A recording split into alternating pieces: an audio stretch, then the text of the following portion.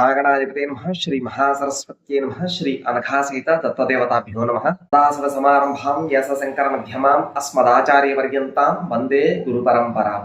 గురుపాదకులు వీక్షకులకు స్వాగతం అండి. ఒకప్పుడు రమణ మహర్షి అరకత శ్యామలాంబ ఆలయం నుండి ఆయన విరూపాక్ష గుహకి బయలుదేరుతున్నారు. మార్గమధ్యంలో ఆయనను ఒక వ్యక్తి కలుస్తారు. ఆయన మూలాన్వేషణ కోసం నేను క్షేత్రయాత్రలో భాగంగా తపస్సు చేయాలని నిర్ణయించుకున్నాను. నా ప్రయత్నం సఫలమవుతుందా అని రమణుల వారిని ఆయన ప్రశ్నిస్తారు. అప్పుడు రమణ మహర్షి భగవంతునిపై భారం ఉంచు, ఆయన తన పని పూర్తి చేస్తారు అని బదులిస్తారు.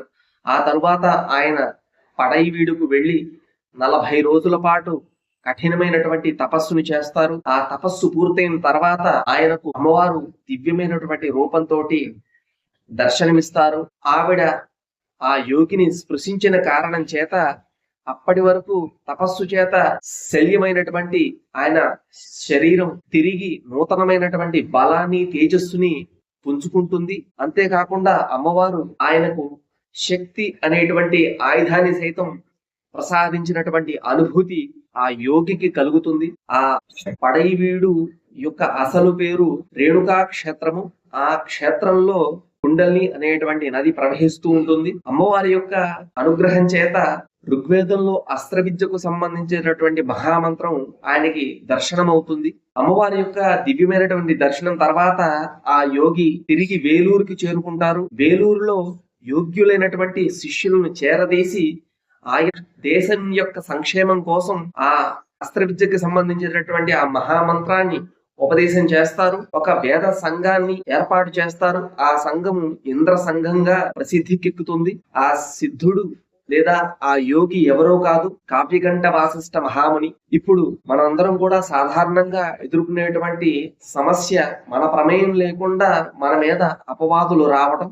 అదేవిధంగా మన యొక్క వృత్తి వ్యాపారాల్లో మనకు తెలియకుండానే మన ప్రమేయం లేకుండా మనకు శత్రువులు తయారవుతూ ఉంటారు. వారిని ఎలా ఎదుర్కోవాలి అనేటువంటి సమస్యకి ఈ రోజు పరిష్కారం తెలుసుకుందాం. శంకర భగవత్పాదులు మనకి అందించినటువంటి అమృత ఫలాల్లో ఒకటి సౌందర్యలహరి. ఆ సౌందర్యలహరిలో ఒక శ్లోకం మునుపు మనం చెప్పుకున్నటువంటి సమస్యలకు పరిష్కారాన్ని చూపుతుంది. ఈ సాధన చేసేటప్పుడు మనం పాటించాల్సినటువంటి నియమాలు ఏమిటంటే, ముందుగా ముట్టు మైలు లేనటువంటి రోజులను ఎంచుకోవాలి. రెండవది శుచి అయి సాధన మొదలు పెట్టాలి. అమ్మవారికి దీపారాధన చేసి ఏదైనా అమ్మవారి యొక్క ఒక చిత్రపటాన్ని ఎంచుకుని దీపారాధన సాధన లేదా పారాయణ పూర్తయిన తర్వాత అమ్మవారికి తేనెను నైవేద్యంగా సమర్పించాలి. సాధన చేస్తున్నటువంటి కాలం సుమారు 41 రోజు పాటు సాధన చేయాలి.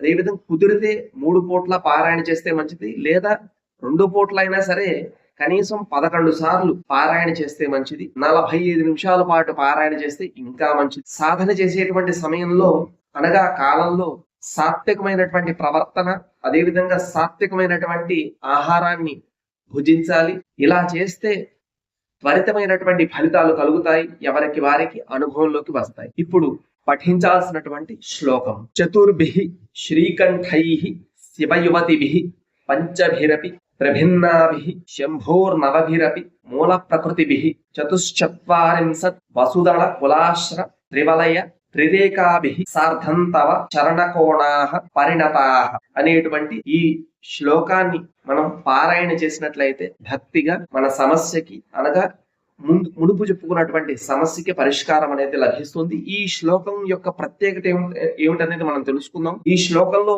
శంకర భగవత్పాదులు శ్రీచక్రానికి సంబంధించినటువంటి ఆవరణలు, వాటిలో శివశక్తులు ఏ విధంగా వ్యాపించాయి అనేటువంటి అంశాల గురించి వివరించారు.